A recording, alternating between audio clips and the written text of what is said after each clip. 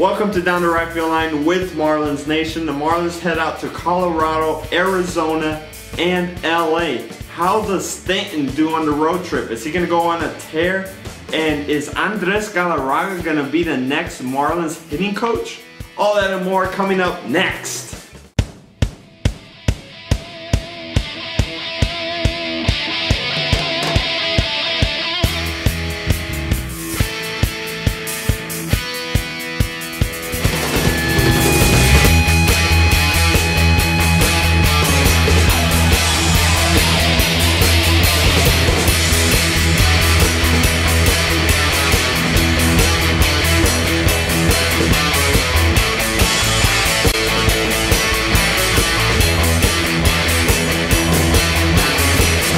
Welcome to Down the Right Field Line with Marlins Nation. The Marlins go on the road after finishing 2-4 at home, just trying to pick it up, going into Colorado, Arizona, and LA. Kind of a West Coast swing, and no better place to try and pick up the offense than Colorado. You got Stanton going in there. Last year, his first 3-game series in Colorado, hit a home run in all 3 games. So he goes into this series with a 3-game homer streak in that stadium, and guess what? He homers in 2 more games, hitting a home run in his first 5 games in that ballpark. That's the first time in Major League history that that's ever happened, and that's tremendous for Stan. Just kind of add that to the board for him, just because he's done all kinds of stuff that you've never seen before.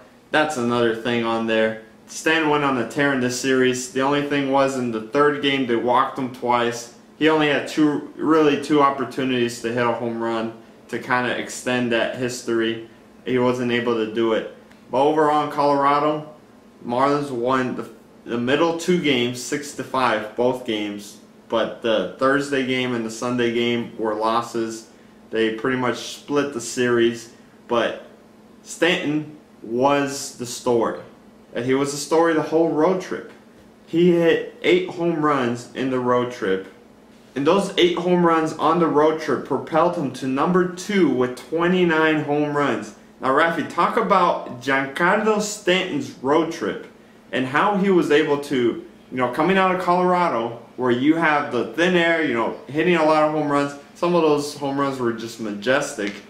And extending that throughout the road trip. What is it about the West Coast that gets Giancarlo going?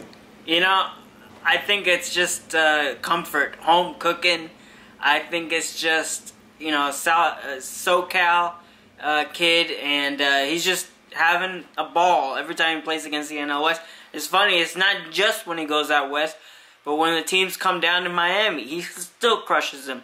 So, I don't know what it is. Maybe it's the familiarity of just, I believe when, after one of these games, Allison Williams got a chance to interview Stanton, and he pretty much, joking around, I guess, said, it's the familiarity of the thing, of these teams, watching them as a kid, and stuff like that, and, there might be some truth to it, even though it was a little bit of kidding there, but there might be some truth to that. And he's just been raking the ball, majestic home runs. Like you mentioned, at least in one of those games in Colorado, 494 feet. That was a bomb, destroyed. And this guy just keeps doing it. And, coming back from the disabled list, you thought, well, man, he might not get to 30. He might not get to 35. Well, like you mentioned, Rob, he's at 29. So, I think 35 is totally fair game. And not only that, but Ryan Braun has 34 home runs, I believe, now. So that's an interesting thing to watch here, the home run race in the National League, to see if Stanton could pass Ryan Braun. And it's so amazing how just a week ago, we would be thinking that, oh, maybe he's not going to get to 30. And now 8 home runs on the road trip, and all of a sudden, he's the hottest thing in town. And he's hitting home runs, and like you mentioned, they're not cheap home runs. They are long, long home runs.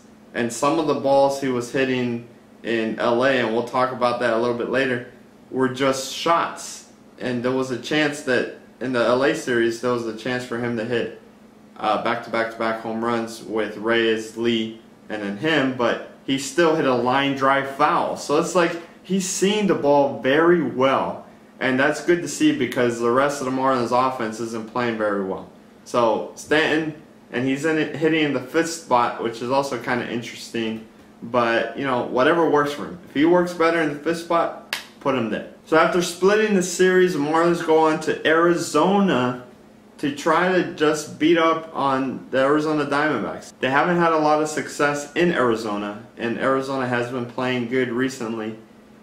But they were just going in there with their bats flaring, coming out of Colorado.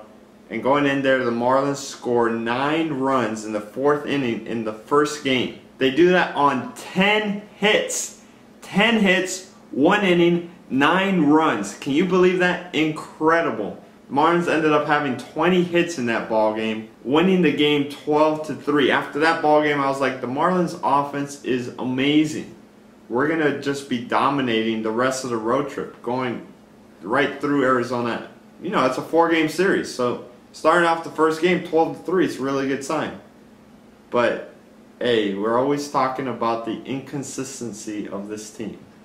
The next day, the Marlins were able to come back from a 5-run deficit and win it 6-5. So they're like, okay, won the first 2, going into a doubleheader, they'll at least win 1 because it's hard to sweep a doubleheader. They don't win either one. They lose, they get swept to the doubleheader, they get a split for the series, and all that was because the Marlins were kept to 2 runs in the doubleheader. After scoring so many runs in the first 2 games, they were kept to 2 runs in 2 games, which is ridiculous. But again, talk about the inconsistency. You know, we're just gonna have to deal with it. There was a little bit of news that came out during the series. They were talking about how Lee and the Marlins have met, and now it is a mutual interest to try to bring him back next year. We talked about that last week. So we'll see as that develops, see if anything comes out of it. But Rafi, the thing I want to bring up to you, Solano has been red hot on this road trip. And now, going into next year, where do you see him going? And the other person I was going to bring up is Brantley. You know, he's been struggling lately, but there's a lot of rumors that John Buck might be heading out of town. So where do you think Solano and Brantley slot in for next year? Well, looking at it now, the way that these guys are swinging the bat, particularly Solano, you would think, well, no-brainer as a starting either second baseman or third baseman for the Marlins next year. But, I mean, if you take a look at it, the reason he's doing this well, I think, is because he's getting the at-bats, and I think that's common knowledge. Everybody knows that. But I don't know if that's the type of guy that you want. And really, I mean, and this might sound weird because he's been doing it, but I don't know if you want that guy to come up in clutch situations day in and day out. I think he's the guy that you give a spot start to here and there, and yes, you do bring him off the bench to come up and start something, or maybe do bring in that big run. Now you're saying, well, wait a minute, you're contradicting yourself. You just said that he can't do it in the starting lineup, but now you're saying he can do it off the bench. There's a difference. There's a difference with that, and I think that that's where Solano's better suited. At the same time, though, if the Marlins don't find a better fit at either second base or third base or center field, depending on what goes on there, then maybe you do give Solano the chance as maybe splitting time with another infielder or whatnot. So, you know, as much as I'd like to see him in the starting lineup, I don't think that's going to happen. As far as Rob Brantley is concerned, I think he will be in the starting lineup. If anything, we'll split time with John Buck if John Buck ends up staying with the Marlins. Because this guy was acquired in a trade, and from what we've seen with the Marlins, anytime they acquire a big piece, they like to put him in and they like to see how he performs. We saw that with Bonifacio. We saw that with Andrew Miller. We saw that with Cameron Maben. We've seen that year in and year out. So to me, I believe Brantley will be starting for the Marlins next year. Very interesting stuff, Rafi. Completely agree with you. We'll see what happens, and you're absolutely right about the Marlins putting people into the starting lineup once they acquire them. Turner's already pitched for us, and a few of the other guys we've acquired this season. So we'll see what happens next year. Going back to the road trip, the Marlins already went through Colorado, already went through Arizona. It's 4-4 road trip so far going into LA. The LA Dodgers have just been acquiring the world ever since their new ownership, Magic Johnson and the new owners took over. And now the Marlins go in there to try to get a piece of the LA Dodgers. It's the first time they go in there since they traded Hanley Ramirez. He's in the starting lineup, of course, back at his natural position, which is shortstop. And the Dodgers really showed their offense. They outscored the Marlins 6-19 in the first 2 games. Marlins looked terrible. They couldn't get a consistent start from either one of their pitchers. Even JJ was all over the place, allowing home runs here and there, and it was just miserable watching the first 2 games. Marlins took a lead in those games, but they couldn't hold the lead. The Dodgers were just hitting everything. Hanley Ramirez was on fire, but so was Stanton. Stanton hit a home run in every game of this series, 3 home runs, and that's what got him to number 2 in the National League. Now in Game 3, the Marlins offense finally came out. They were able to pull a 6-2 win with home runs from Brantley, his first Major League home run. Lee homered in this game. Reyes homered in this game. And, of course, Stanton homered in this game. It wrapped up the road trip, 5-6 road trip. Not the best and ideal road trip, but a lot better. You see us moving in the right direction. At least we're hovering around 500 as far as the road trip goes with 5-6. A lot better than maybe a 3-8 road trip.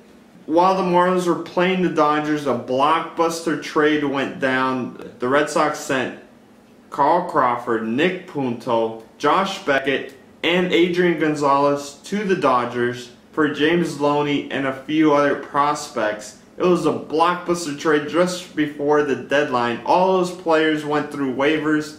I don't know how that happened, that no other team in that West tried to block the trade. But they all went through waivers. The trade went through. Adrian Gonzalez made an immediate impact. And because of that trade, there's now speculation that, well, you know, the Red Sox are probably rebuilding what's going to happen to Valentine. And that kind of got me thinking, Raph. Let me bring you in for a second. What do you think? Do you think that Ozzie Guillen's job is safe? Or do you think Valentine's job is safe? Whose job do you think is safer right now going into the offseason? I think Ozzie's job is safer by far. Aside from the hiccup earlier this season with Ozzie, the players have taken a liking to him. I think management likes Ozzie. Why wouldn't they bring him in the first place?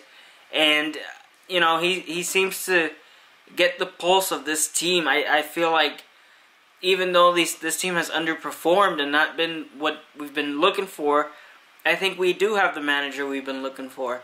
And he's the answer. I mean, again, doesn't seem like it, but I feel he's the answer. Bobby Valentine, on the other hand, I thought that move was forced. I thought that, you know, like I think we talked about it earlier today, it almost seems like he was the last one left type of thing. And, you know, they just brought him in because he was the only guy that had experience available. And from day one, that marriage didn't work. You had Valentine at odds with Youkilis. Youkilis is sent packing. Then you have him at odds with everybody else, and then this blockbuster deal comes. So even though it seems like maybe Valentine's job is safe because all these guys are being traded, I just don't see him fitting in Boston. I don't. That experiment, I think, is over and done with, and I wouldn't be shocked if he is no longer the manager of the Red Sox. Now, Rafi, let me ask you a quick question. Now that you're saying that Ozzie's job is safe, does that mean that's the same thing for the rest of the coaching staff? We got a comment recently from Rock of Love USA saying, why not bring in Jeff Conine as the hitting coach? What do you think about that? You know, that's an interesting comment there. But like we mentioned earlier, as we were talking earlier before the show, Jeff Conine does help out. He may not be the hitting coach by name or anything, but you see guys like Conine, like Andre Dawson, like Tony Perez, Eduardo's father. You see these guys on the field helping out, whether it be in the cage or wherever it may be. So it's not like these guys are just figureheads and are just, you know, showing face around the team. They're helping out. So even though Conine doesn't officially have that title, he does help out. And if he were to have that title, I don't know if it would make a big difference. A name that I thought would be perfect for this team is Ozzie's former teammate in Atlanta, also a Venezuelan-born player, the Big Cat Andres Galarraga, who coincidentally was being rumored to be the Marlins hitting coach back in 2006 when Joe Girardi took over. That guy would be the prototypical hitting coach. The guy hit .288 with 399 bombs, and one of the longest home runs in Sun Life. Back then, I believe it was pro player. So this guy is the answer to me.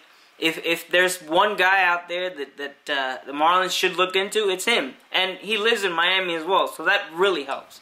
Very interesting stuff, Rafi. Like always, I do agree with you with Andres Galarraga. That would bring a good combination. And then imagine him talking to Carlos Lee. I mean, it's just going to be incredible. The Marlins now come home to face the Nationals, the Mets, and the Brewers. We'll be talking more about that in our next episode, but exciting stuff to come from down the right field line, so stay tuned.